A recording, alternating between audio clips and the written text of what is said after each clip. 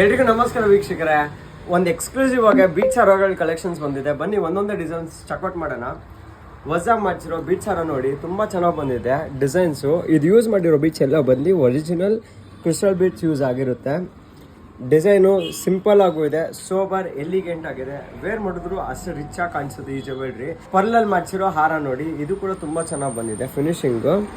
ಇದು ಬಂದು ಚಾನ್ಬಲಿ ಡಿಸೈನ್ ಅಂತಲೂ ಹೇಳ್ತಾರೆ, ಆಮೇಲೆ ರಾಮ್ಲೀಲಾ ಡಿಸೈನ್ ಅಂತಲೂ ಹೇಳ್ತಾರೆ. ಮುತ್ತಿನ ಸರ ಎಲ್ರಿಗೂ ಇಷ್ಟ ಆಗುತ್ತೆ. ಇದು ಒಂದು ಸಿಂಪಲ್ ಸೋಬರ್ ಎಲಿಗೆಂಟ್ ಆಗಿ ಮಾಡಿಸಿದ್ದೀವಿ. ಇದು ಕೂಡ ತುಂಬ ಚೆನ್ನಾಗಿದೆ.